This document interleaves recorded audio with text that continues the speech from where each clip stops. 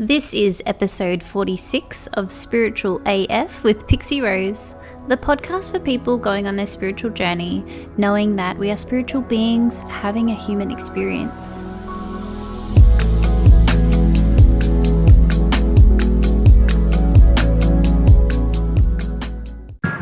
Before we dive into this episode, I wanted to share with you that I am a Beauty by BB ambassador. Beauty by BB is the most beautiful skincare range I have ever used. It is all vegan. There are completely no toxins, no chemicals within these products. The packaging is all made from recyclable material and can be recycled. And honestly, it is beautiful and my skin feels amazing. So if you would like to check out this amazing skincare range, whether you would like to get the whole kit or whether you want to try the beautiful pink face mask or the rejuvenating, cleansing rose water, check it out. My shop is in the show notes, so just go into there and check it out for yourself. You will absolutely love these products. Welcome to episode 46. I'm your host, Pixie Rose, and for this episode of Spiritual AF, I'm going to be discussing reframing language. So I'd like to cover a little bit of some neuro-linguistic stuff, a little bit of landmark conversation, and just how can we communicate better? How can we speak so that people can hear us? I really believe that the English language is flawed. I'm a really wordy person. I absolutely love words.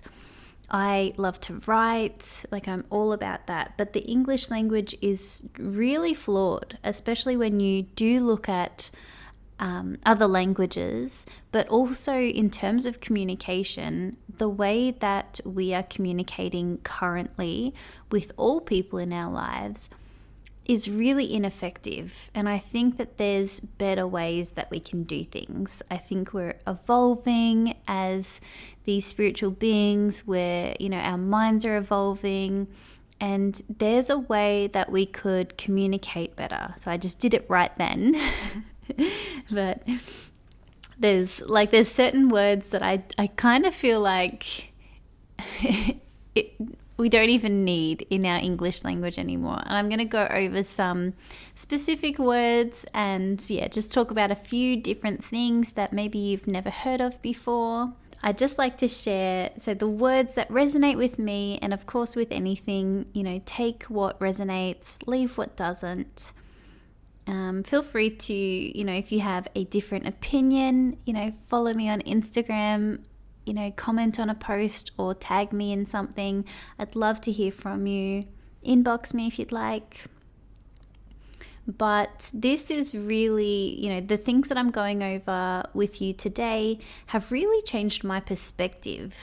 It's changed my outlook on how I'm living and how I'm speaking. We've spoken about this on the podcast so many times, that everything is frequency. Our words are frequency. So the way that we think, the words that we put out into the universe, there is power attached to them. So reframing and just empowering yourself to really get clear, to really have clarity, speak clearly so that people can hear you and hear others. Maybe you'll hear, what's, that saying written between the lines. Maybe you'll really get a grasp on what others are trying to communicate with you. So in the law of attraction, what we say out loud and the thoughts that we think impact when we manifest, and it impacts our vibrational frequency. So this podcast really aims to bring your attention to this and try some alternatives. So specifically, there's certain words that have been brought to my attention, and I've just kind of reframed it and flipped it to something else. So one thing that I used to say all the time, and I used to go through this with my clients when I worked in mental health, was when people say the word should. I feel like the word should can have some really negative feelings attached to it. Because when we say, I should do this, or I shouldn't feel this way, like there's a level of guilt attached to that. So what I've always said to people when I hear people say should, I say, how about you try the word could instead? You know, could you, or do you want to? You know, do you want to do that thing, or could you do it? Is that a possibility? Should makes it feel like there's no choice, whereas could really reframes that into creating the possibility. I could do that, or I couldn't because I don't want to. Another word that I sort of reframed that's, sort of come to my attention from different things that I've read. This is very true in like yoga texts and that sort of thing. So in spirituality, we often hear this word balance.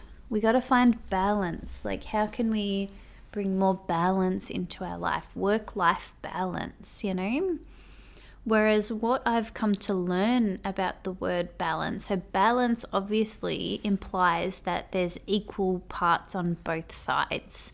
There's two things like that, work life or life. There's two things, and you want to have balance. You want to have equal parts on both sides. What I've felt into is actually the word harmony in replacement of balance. And I feel like with the word harmony, there's this, it releases some pressure on that things have to be equal. Harmony feels to me like there's a sense of peace around a situation, and the different aspects of your life are getting exactly the right amount of attention that they need. So rather than being like, okay, I've spent this much time doing work, I've spent this much time exercising, I've spent this much time with my kids or whatever, really sit into how you feel about everything. Do you feel like you'd like to exercise a bit more today? Do you feel like maybe the kids need a bit more attention today and work stuff is just going to have to wait till tomorrow? That is harmony. It's releasing that battle between achieving balance and having to achieve everything and having to achieve it all. Just finding some harmony, some peace with the different aspects of your life. So also reframing your language into more positively charged words. So going back to that law of attraction and manifesting, our words are vibrational frequency.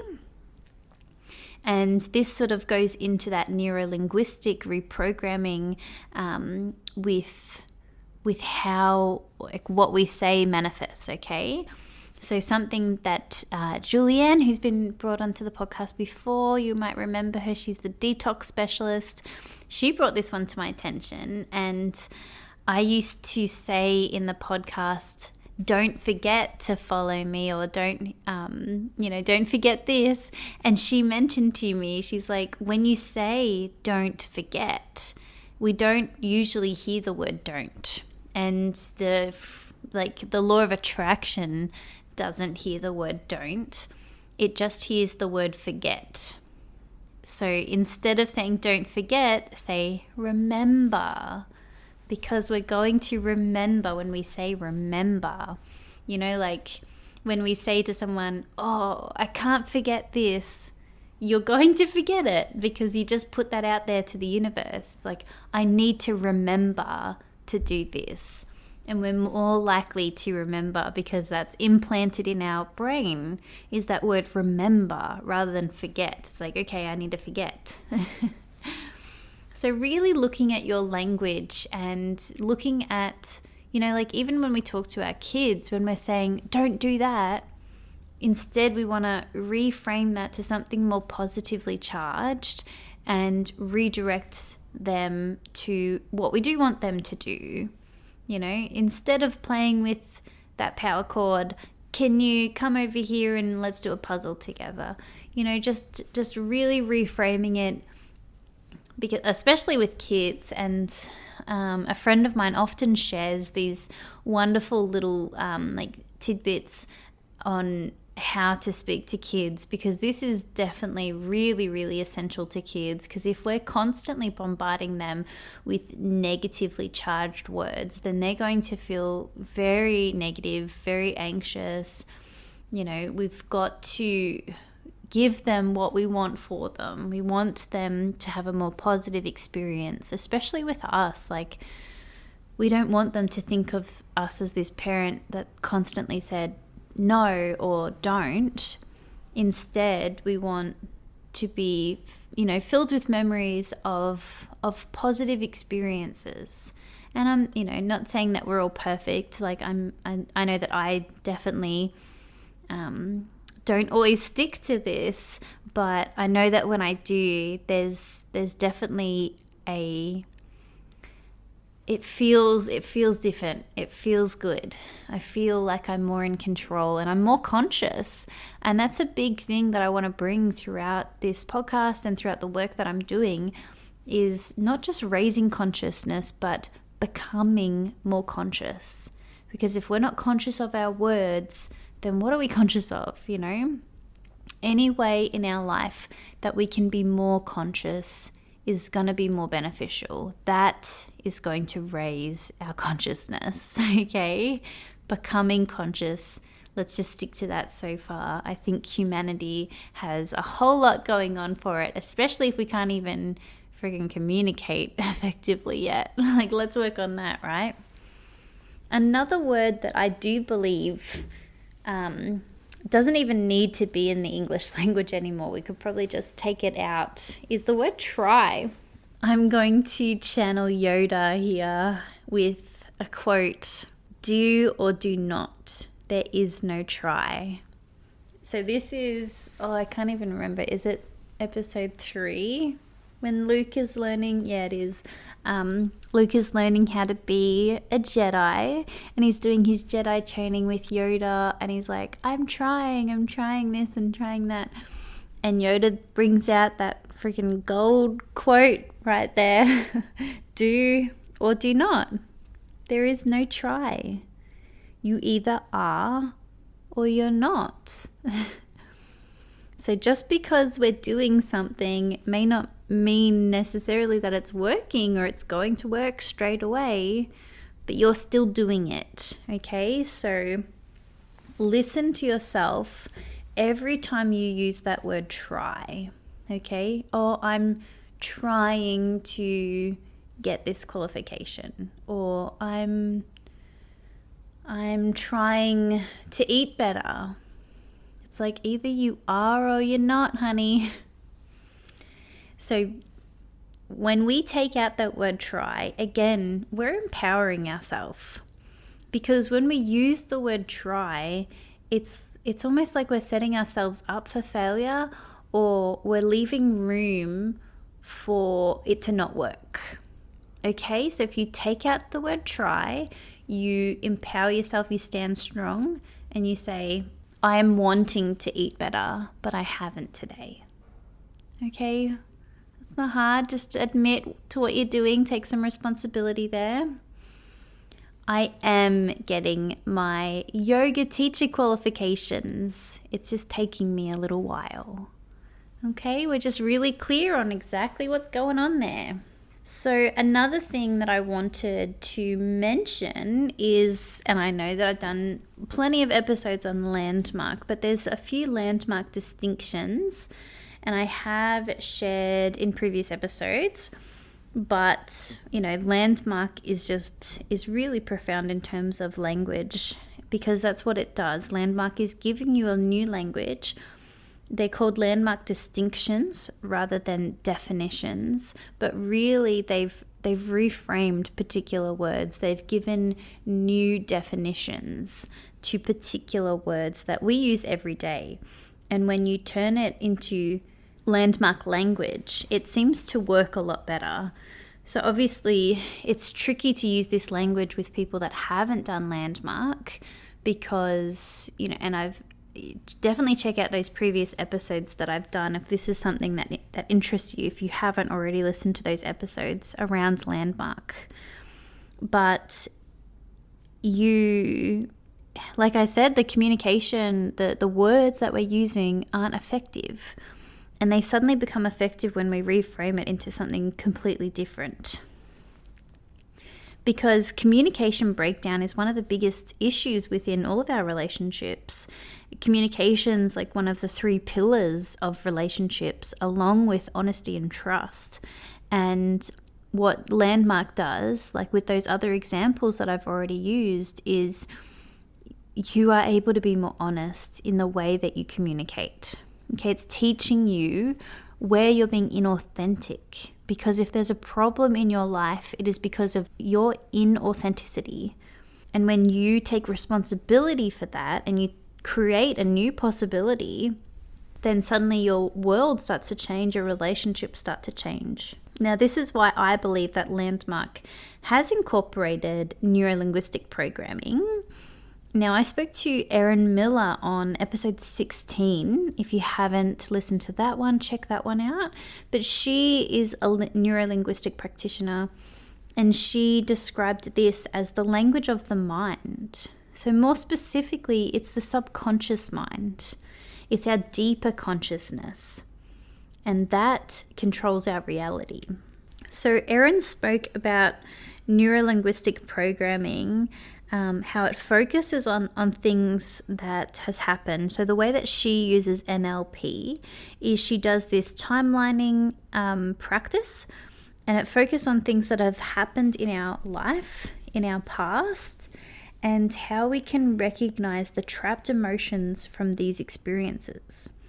So Landmark calls these stories. It's the things that we have. So when things happen in our life, we make it mean something, and that's a story.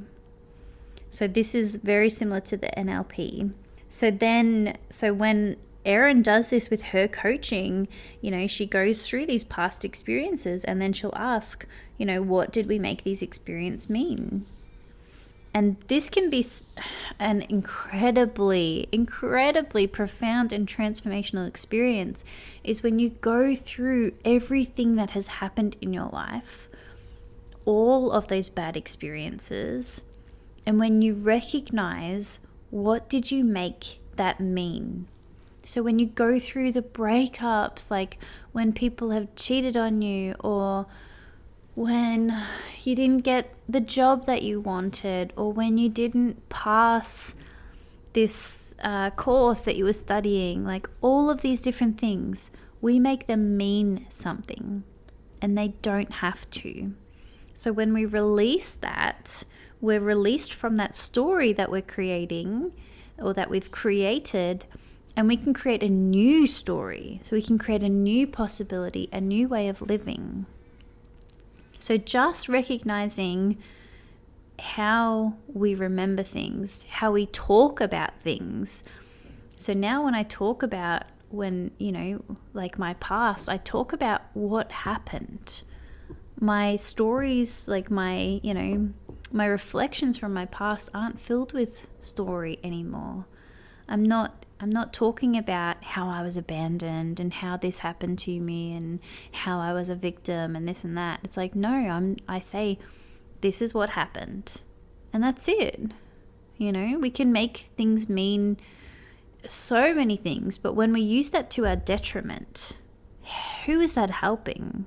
Like, that's not beneficial for our lives. So going back to NLP and Landmark, it's reframing your language. So they both help us to recognize the patterns in our lives that limit us, the experiences from the past that impact our future. So Landmark breaks down every word so that you fully understand their distinctions. It's a distinction rather than definition. Now, the tricky thing about Landmark is that it does work a lot better when you are speaking to someone that has the same language as you.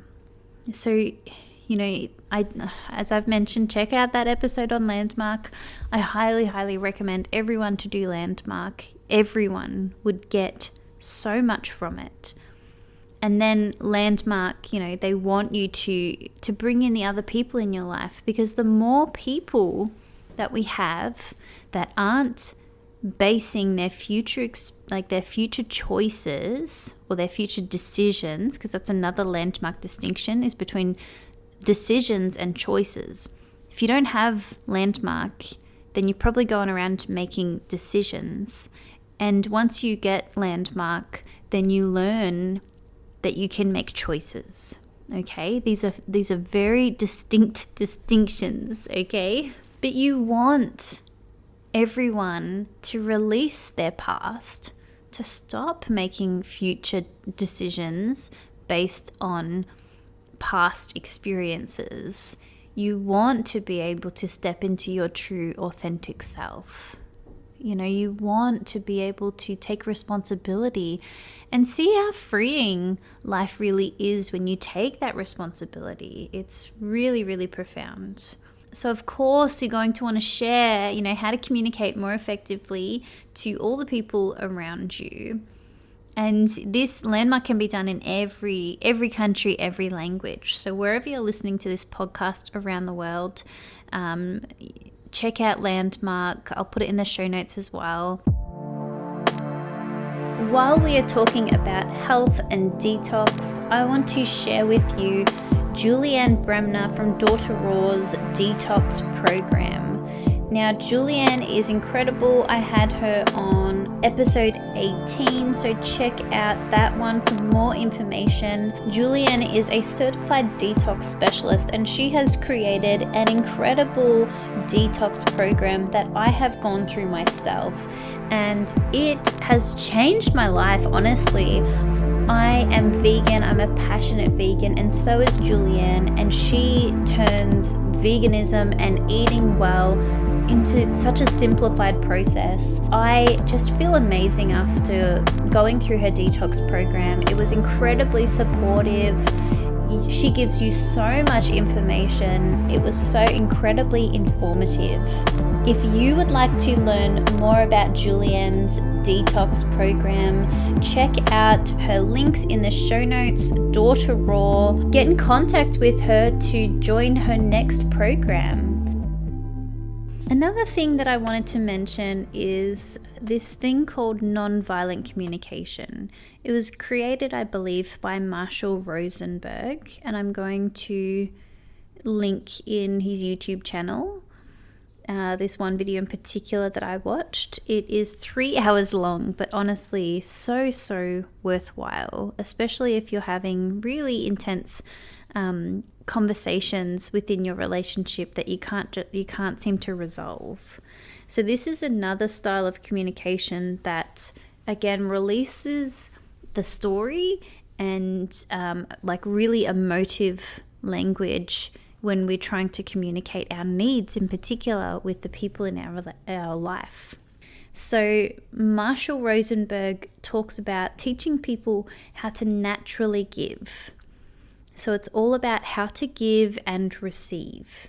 So, which as a society, I do believe that we've really lost this ability to give and receive, to connect and speak with non-violence. Okay, so we live in a tit-for-tat society. We keep score. We do all of these things, and it's a power struggle. And with this non-violent communication, Marshall talks about how we play games with people. Who is right, who's wrong, like we're always trying to come on top. And when you use this incredible way to resolve conflict by using this non-violent communication to describe how you are feeling and what your needs are, that doesn't hurt or cause pain. So this is a way to express your needs in a way that people will hear you and not create the opportunity to make it about them. Because that's what we do often, especially in long-term relationships. You know, someone wants to express a need, like, I need space or I need attention.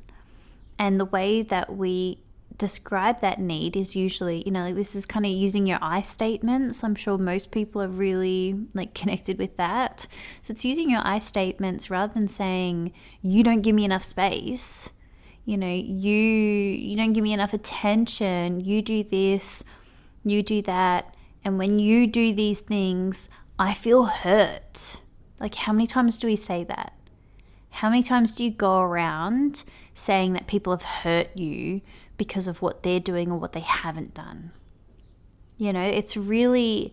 So when you turn your communication into a way that doesn't need to be about hurt and pain, but you're able to express how you're feeling and you're able to express your needs.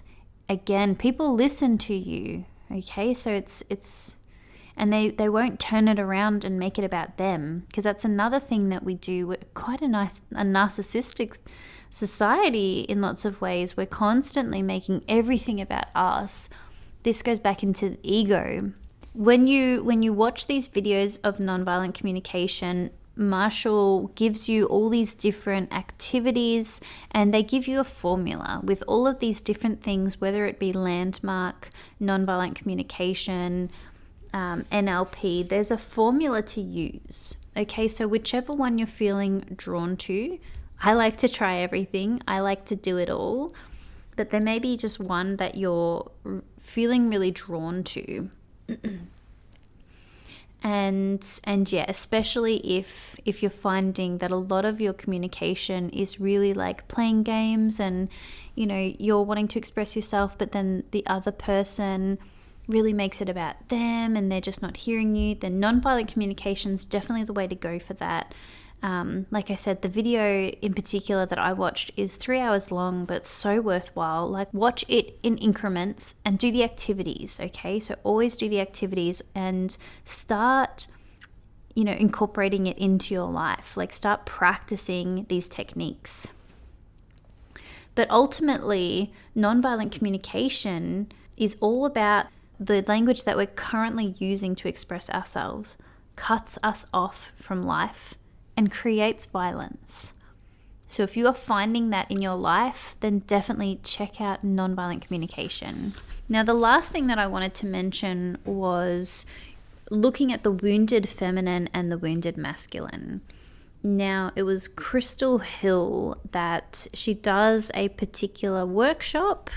I'll have to message her and get clearer details. I might have a direct link for you guys if you would like to take this workshop. Again, it may be an hour or two, but I found this to be really, really profound.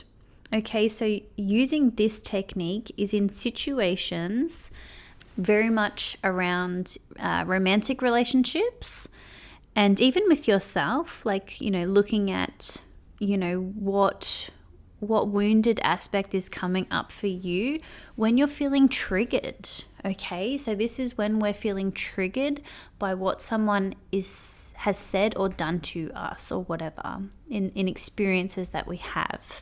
So looking at who is coming through. Is it your wounded feminine or your wounded masculine? And Crystal teaches you exactly what the wounded feminine looks like, what the divine feminine looks like, what the wounded masculine looks like, and what the divine masculine looks like. And we have both parts of those aspects of ourselves. We're connected to both of them. And because of our past experiences, we can, these things trigger us for a reason. And they trigger us because there's a wounded aspect of ourself that wants to be healed. So being triggered is very important. We've spoken about this before on the podcast. And if you are feeling triggered, there's absolute gold in that. So when there are situations that are coming up and somebody else's actions have upset you in some way, you're feeling very strong emotions, looking at, is this my wounded feminine that's coming through? So some examples, and honestly, I found that this work was really great in particular when I was doing some relationship communication stuff around exploring polyamory. And I know that I haven't really explored this much on the podcast yet, and I definitely aim to. There's so many topics that I want to cover on this podcast. So if that's something that you're interested in, then definitely keep following for more resources and information around that. But in particular, this workshop really helped with that, because when there was jealousy that came up, looking at, is that jealousy living in the wounded feminine or the wounded masculine? So looking at the wounded feminine is probably going to come across as very needy. The wounded feminine wants attention. The wounded feminine can be very emotional, can be very upsetting and that sort of thing. So when jealousy comes up and there's a reaction of neediness, then that's probably the wounded feminine coming through that needs to be healed. And the powerful thing from this workshop is that you have the power of that self-awareness. And also Crystal does this embodiment practice within this wounded feminine and masculine workshop. So moving your body. So like when you feel that trigger, it's like, okay, I'm feeling triggered, and start moving your body and start shaking or dancing or, just whatever way that you can safely move your body while you're being triggered, and recognizing that wounded aspect of you. So the wounded masculine is going to look like aggression. The wounded masculine is going to look like they want to take the power. They want to come out on top. They want to take action. They want something done now, so, really, really looking at, and like I said, I'm not the expert on this. Definitely check out Crystal Hill's workshop. I'm going to link all of this stuff in the show notes. But yeah, I found this way very, very helpful, especially in dealing with my romantic relationship whilst exploring polyamory, and especially triggers, when you're being triggered in a relationship, breakups, this is a really great thing to work through within yourself or within a partner, when you're going through difficult emotions right there and then, when you're being triggered right there and then. All of these techniques are all aimed at empowering you, okay? Another resource that I do want to mention just very briefly is the book called Conscious Loving. So within this book, there's different communication techniques, different ways that you can recognize that, just becoming more conscious in your relationships. So that's another really good book. I'm going to link that one in the show notes as well. But I really hope you got something out of this episode. Check out these different resources that I'm offering. If communication feels like it's an issue for you, and even if you just want to do these things for yourself, you don't have to force anyone in your life to do anything. You want to be the light yourself. If they see how well you are doing and how happy you are becoming, then they are going to want that for themselves. So you do your work first. Stay in your lane. I know that can be a hard one for some people, but stay in your own lane. If this is coming up for you, then it's coming up for you. Okay? Empower yourself. Take some responsibility to why these issues are coming up and where you may be part of it. Okay? Educate yourself and learn some new skills. What's the harm in that, right? Can only make the world a better place, really. But I do really hope that you enjoyed this episode. You took something profound from it and it helps you in your journey in any way. We're releasing episodes every Friday again, so be sure to be following this podcast on whatever podcasting site you're listening to, whether it's Spotify, Apple Podcasts, or Google, We're going to have the podcast onto my YouTube channel soon, so go over there and follow Pixie Rose on YouTube in case you'd prefer to listen over there. And remember, even if your wings have been clipped off, they can always regrow.